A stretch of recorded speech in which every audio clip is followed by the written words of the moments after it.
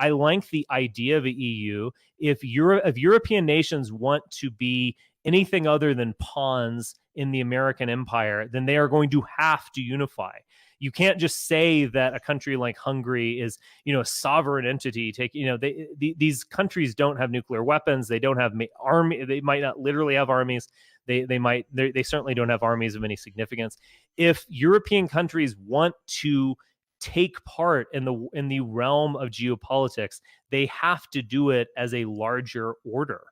And the EU is a step forward to this. Now, is the EU now silly? Is it vacuous? Is it a kind of bureaucracy without an essence, a state without a nation? I would agree with all of those things. But you could say the same things about every single European state. For every one crazy Eurocrat, there's another 10 crazy bureaucrats and national governments that are doing the same things, if not worse. And on the immigration question, they are actually far worse because they can address the immigration question, the external immigration question, in a way that Brussels cannot.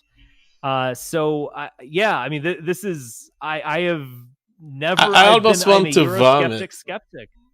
I almost want to vomit, Richard.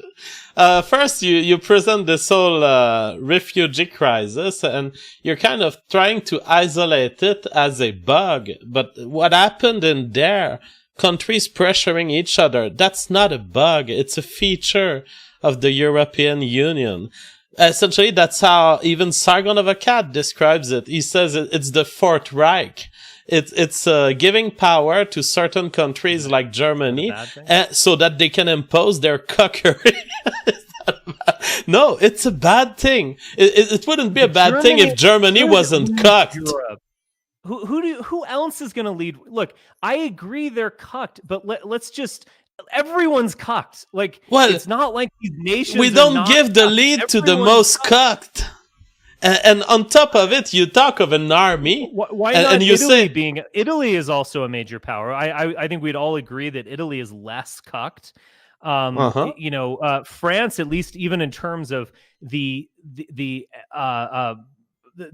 existence of this kind of fascinating populist revolt and real existing substantial right-wing parties, France is less cucked on those terms. But secondly, I'm sorry, guys, but Germans are going to lead the Europe.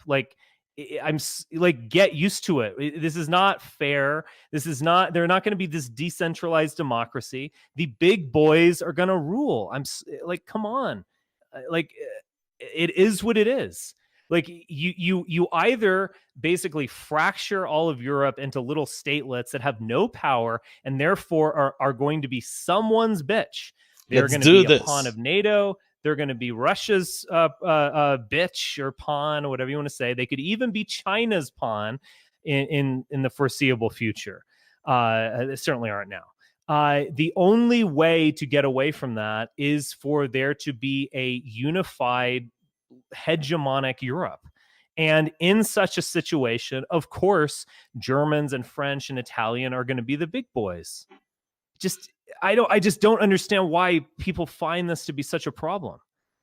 But it's a problem. It is. It wouldn't be a problem if they were just leading and then leaving some sovereignty to the other. But they are imposing regimes of monetary control combined with immigration control. They're literally telling you, if you don't take that many refugees, you're not doing your share, and we're going to punish you in some other way. That is a constraint over sovereignty that we should contest. And I want to move on to the point you did about the army. You say if Europe wants to get engaged in geopolitics, they have to form this kind of central system. This central system will be the most cocked army ever. It will be more of a slave to Israel and globalism than even America has been for the last 80 years. This is going to be the most controllable globalist empire ever. Because you seem to be worried about countries being isolated and small, and therefore, yes, sometimes being the bitch of someone else. But the problem with these big armies that are across countries and that form huge globalist type of military capacities is that they are the bitch of people on their inside. It's the people inside these countries that are dangerous. People who have interest with foreign entities, and they will enslave this big army that you want to create, and it won't be for you, and it won't be for me, and it won't be for anyone in the audience. It will be the next bitch of Israel, and even America will pale compared to that.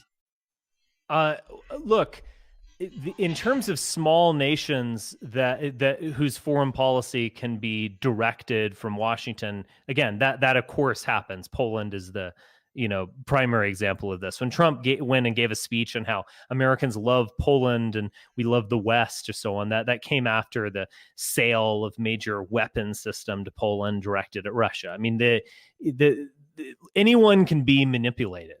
And anyone can also be cucked. And I'm thinking purely structurally and purely in terms of potential and for the future.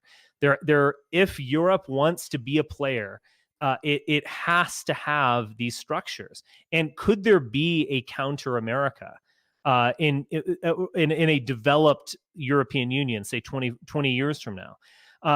Yes, absolutely. And in terms of being more of a bitch to Israel than the United States, I don't buy that, particularly if France and Germany are leading it. I mean, just on a relative basis, again, trust me, I do not think that Angela Merkel and Macron are these great heroes. They are terrible in their own way, much like pretty much every current leader in Western and Central Europe is awful. There's a reason France joined Trump. There's a reason France joined Trump and UK joined Trump in the strikes of Syria. It's because they want to display how much bitches they are. And my problem is the army that these people control, include forces and financial, and include funds and human forces, human resources from other countries. It will all still be controlled by the people who control the French military. And it's not French people. Manipulated and controlled. All I am saying, I am not saying that I love the current EU. I don't love the current France either, or certainly the current Germany. What I'm saying is that is there a structure that has the potentiality for a paradigm shift? If Washington's hegemony over Western and Central Europe were, if it would evaporate, then things would change really quickly. Washington D.C., America is it's the kingpin and it's kind of the linchpin. If it changes, the world is going to change, and the only way to get out from under Washington's hegemony, which is globo homo, which it originates here. It does not originate in Europe. It originates in America. The only way to get out of that is to be powerful enough to get out of it and to stand on their own feet. The only way that's going to happen is with some kind of military unification.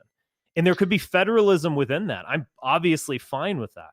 But in terms of the ultimate decision over war and peace, it has to be made by an actor that can at least plausibly be independent. I want to say how naive I find your view.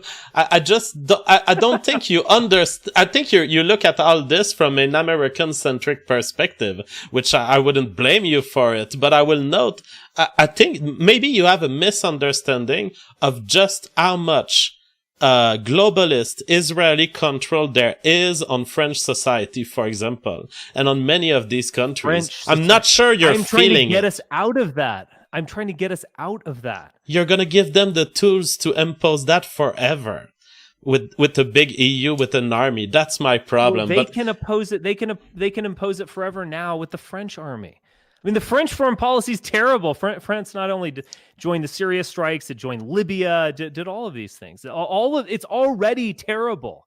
It already kind of can't get more Israeli cucked. And I'm just saying, can we be creative and find a way out of this? Fragment. And also, because fragmentation. Fragment. That's just, Yeah, fragmentation we is wanna what be allows badasses, JF. fragmentation is what allows the Poles to say, "Look, George Soros, you're not welcome here." They don't fragmentation. say that to Washington. They don't say that to Washington at all. And I don't know what to say. I mean, they are never going to say that to Washington because they can't. And if they did, you're looking for an enemy to America. That's what you're looking for. Yes, it's not really an American. I mean, look. You can criticize me for being an American-centric view, being that I was born here and I live here. I mean, what can I say? But in terms of me being like pro-American or something, like I'm not John Kerry making this argument. And this must be our way forward. We want to be badasses. Europe should be a badass that can project power globally. And Poland is never going to do that. Well, I enjoyed this discussion. It makes me discover a side of you that was kind of somewhere in my brain, but I didn't know that it was that extreme, that you wanted an enemy for America. I'm so sorry, Richard. I'm gonna make the prediction that your naive view will mature within the next 10 years, and that you're going to understand that America is not even the center of the world right now, and it's never been. It's a decoy. Interesting. Okay. All right.